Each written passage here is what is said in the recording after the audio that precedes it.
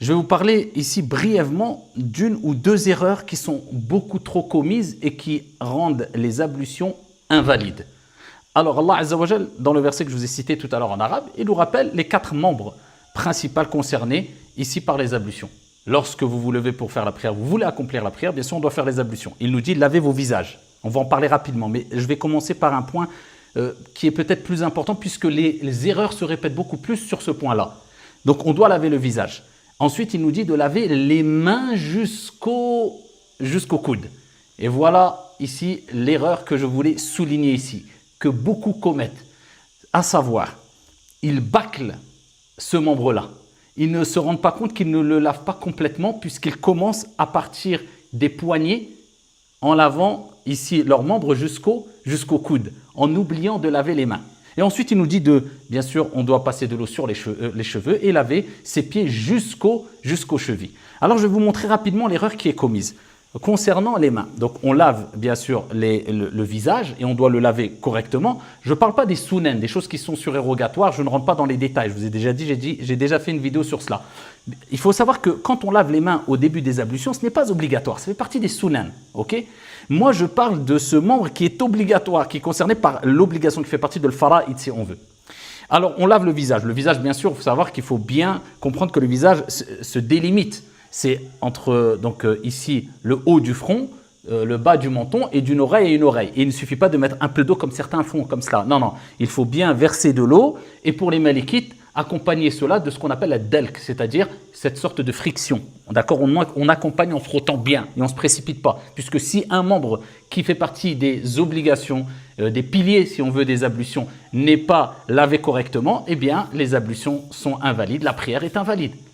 Donc ensuite, Allah nous parle ici des mains à laver. Là, ça devient obligatoire.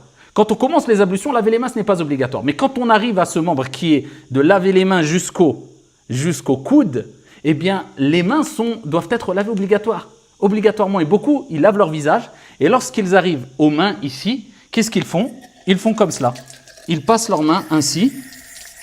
D'accord? Et ils se contentent de laver donc le bras. Et ça, c'est une erreur. Les ablutions sont invalides et la prière est invalide.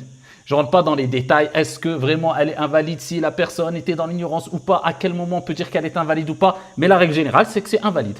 D'accord? Donc ici, il faut bien comprendre. Allah, il nous dit lavez vos mains. Donc quand j'ai fini mon visage, donc bien sûr, je passe les membres, les détails sur les membres. Mais je parle de ce membre-là. J'arrive, je dois laver mes mains. Avec at-takhlil bayn al-asabi' pour bien être sûr que l'eau parvienne entre les doigts. D'accord, bien, je lave et ensuite je remonte. Et ila al-marafiq, cela inclut les coudes. D'accord, c'est ma'a d'après les hadiths authentiques. Donc je lave bien le coude aussi et j'accompagne avec une légère friction. Quand le membre a été lavé complètement, je peux dire que j'ai lavé le membre. Je réitère 2 fois, 3 fois, c'est pas obligatoire, mais une fois et le faire parfaitement, c'est obligatoire. D'accord? Donc, faites pas l'erreur à commencer ici et ne pas laver les mains. Et il faut savoir qu'il ne faut pas qu'il y ait d'obstacle, comme vous le savez, entre l'eau et le membre qui doit être lavé. Comme par exemple, certaines femmes ont du vernis à ongles. S'ils font les ablutions alors qu'il y a un obstacle qui s'interpose entre l'eau et la peau ou l'ongle, les ablutions ne sont pas valides.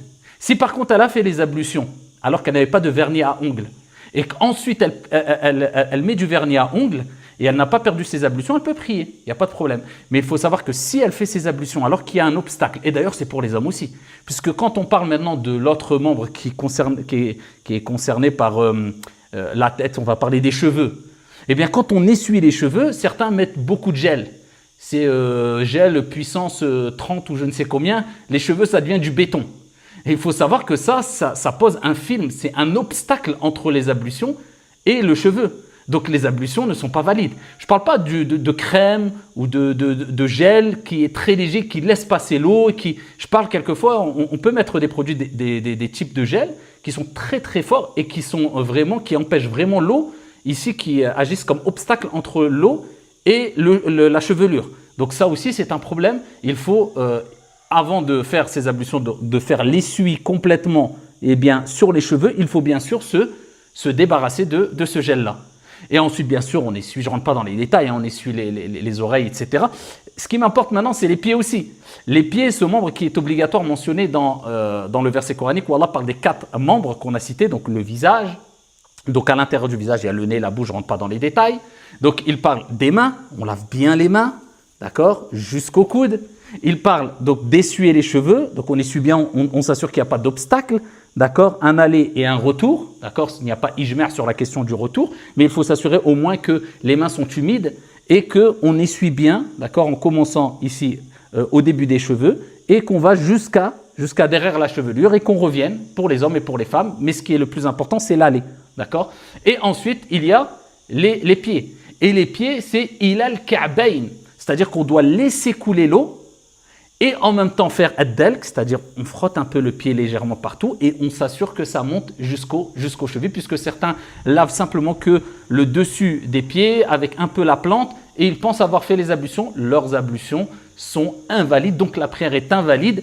L'acte d'adoration pratique le plus important auprès d'Allah, la prière as-salah, est invalide. Cet acte qui est l'acte pratique, le premier sur lequel on rendra des comptes au jour de la résurrection, as-salah, est invalide. Ce n'est pas une mince affaire.